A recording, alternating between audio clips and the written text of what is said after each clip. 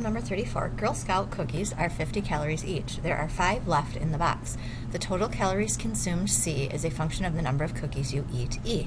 Identify the independent and dependent variables. So the independent, if you remember, is something that you can control. So what do you get to choose?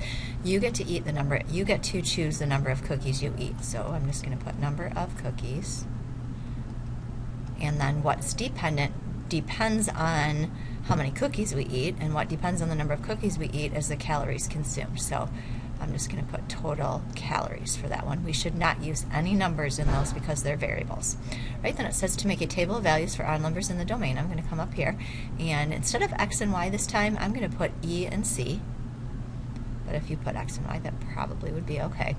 And then I could choose to eat no cookies. I could choose to eat 1, 2, 3, 4, or 5. I can't go over 5 because there's only 5 left in the box. Okay, if I don't eat any cookies, then I will consume no calories.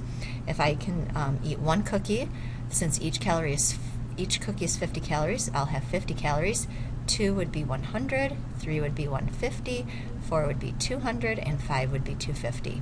So the domain and range, the domain I could eat anywhere between 0 and 5 cookies. If you also wanted to make it as a list, that would be fine as well on this one.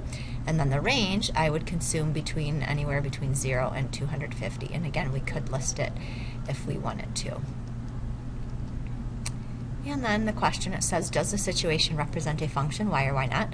Well, I notice that every input has exactly one output. There's no repeats on the input, so we're going to say yes. And then I'll just say every input has exactly one output. All right, problem number 35, draw a graph plotting time versus depth of water to model the description below. So before I get into the description, I'm just going to get my graph time and depth of water, and let me just read the whole situation, then we'll dive in here.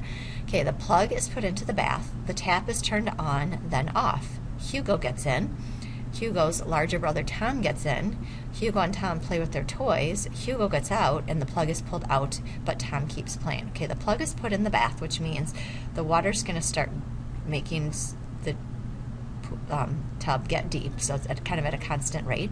Then the tap is turned on and then off. So it's going to make the depth stay the same just for a little bit. If we turn the tap off, then the depth doesn't change, and then I turn the tap back on again, so then it's going to go back up. Then Hugo gets in. Well, when Hugo gets in, it's going to make the depth of the water go up because it kind of displaces that water. So definitely, and all of a sudden, it's probably going to go up quite a bit there. And then Hugo's larger brother, Tom, gets in, so it's going to make the depth of our water go up even more. So far I have 1, 2, 3, 4, 5 things happening. And then Hugo and Tom play with their toys. So probably what's going to be happening to the depth of the water while they're playing with their toys, it might be going up and down a little bit because they're going to be splashing, so the water will actually, if anything, I think it would go down a little bit because they're probably splashing some water out of the tub, so that might go down. And then it says Hugo gets out, so if Hugo gets out, we're going to go down a little bit. The depth of the water goes back down a little bit. And then the plug is pulled out, but Tom keeps playing. So eventually what's going to happen, kind of a slow, eventually there'll be no water left in the tub. So there should be 8 different sections of your graph. Yours doesn't have to look exact like mine, but it should look something like mine. Right, 36, let f of x equals 3/4 x minus 2, find f of 8. So basically they're telling you to let x equal 8. Okay, so we're just going to go in for the x and plug in 8. So we're going to have 3/4 times 8 minus 2. 3/4 times 8 is 6, minus 2 is 4. And voila, we are done.